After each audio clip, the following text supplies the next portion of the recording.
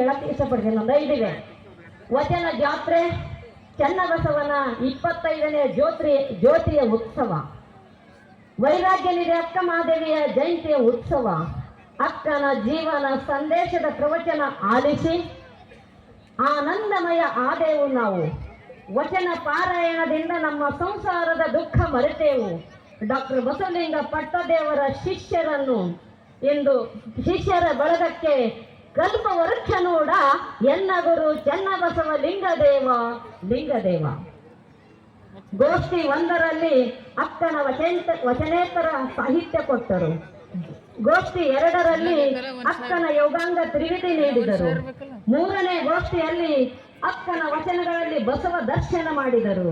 ಶ್ರೀ ಚನ್ನ ಬಸವ ಜ್ಯೋತಿಯ ಮನೆ ಮನೆಗಳಿಗೆ ಮುಟ್ಟಲು ನಮಗೆ ಶಕ್ತಿ ಕೊಟ್ಟಂತ ಗುರುಬಸವ ಪಟ್ಟದೇವರಿಗೂ ಎನ್ನ ಗುರು ನೋಡ ಚನ್ನಬಸವಲಿಂಗ ದೇವ. ಗುರು ಇದ್ದರೆ ಹೇಗಿರಬೇಕು, ಗುರು ಎಂದರೆ ಹೇಗಿರಬೇಕು, ಡಾಕ್ಟರ್ ಬಸವಲಿಂಗ ಪಟ್ಟ ದೇವರಂತಿರಬೇಕು, ಡಾಕ್ಟರ್ ಬಸವಲಿಂಗ ಪಟ್ಟ ದೇವರಂತಿರಬೇಕು. ಅಪ್ಪ ಚನ್ನಬಸವ ಪಟ್ಟದೇವರ ಕನಸು, ಅಪ್ಪ ಚನ್ನಬಸವ ಪಟ್ಟದೇವರ ಕನಸು ನನಸು ಮಾಡಿದ ಈ ದಿನ, ಹಗಲು ಇರುಳು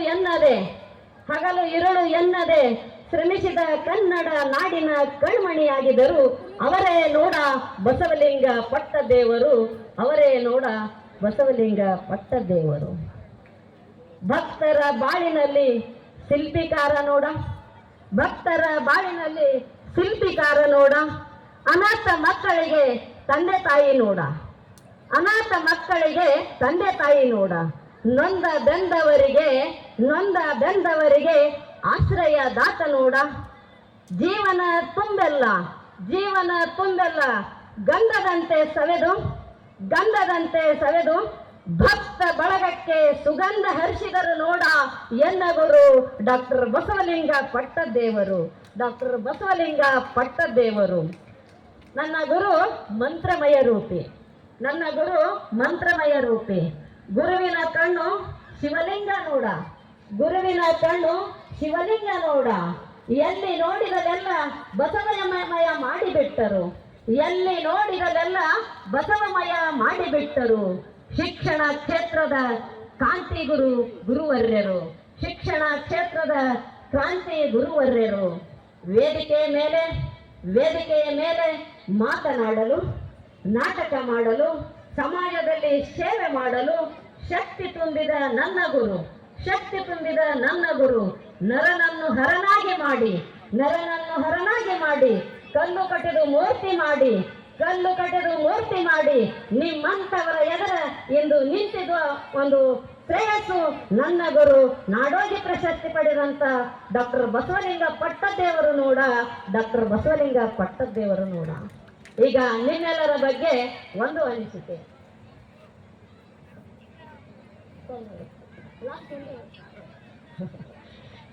ಗುರು ಸಿಗುವುದು ದುರ್ಲಾಭ, ಸಿಕ್ಕರೆ ನಮಗೆ ಬಹುಲಾಭ. 7 ಜನ್ಮದ ಪುಣ್ಯದ ಫಲ ನೋಡ, 7 ಜನ್ಮದ ಪುಣ್ಯದ ಫಲದಿಂದ ದೊರಕಿದರು ನನ್ನೆಲ್ಲರಿಗೆ. ಗುರುವಾಗಿ ಬಂದರು ಡಾಕ್ಟರ್ ಚನ್ನಬಸವ ಪಟ್ಟದೇವರು, ಲಿಂಗವಾಗಿ ಬಂದರು ಡಾಕ್ಟರ್ ಬಸವಲಿಂಗ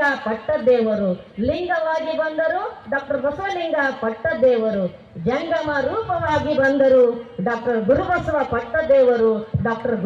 ಪಟ್ಟದೇವರು. ಯಾವ ಜನ್ಮದ ಪುಣ್ಯದ ಫಲವೋ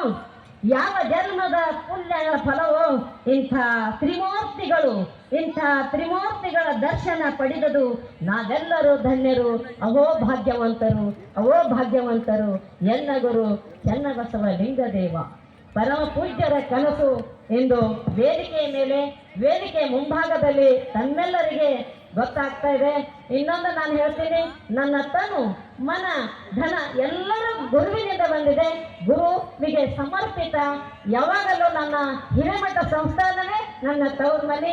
ಡಾಕ್ಟರ್ ಬಸವಲಿಂಗ ಪಟ್ಟದೇವರೇ ನನ್ನ ತಾಯಿ, ಡಾಕ್ಟರ್ ಚನ್ನಬಸವ ಪಟ್ಟದೇವರೇ ನನ್ನ ತಂದೆ. ತಮ್ಮೆಲ್ಲರಿಗೆ ಗೊತ್ತಿದೆ.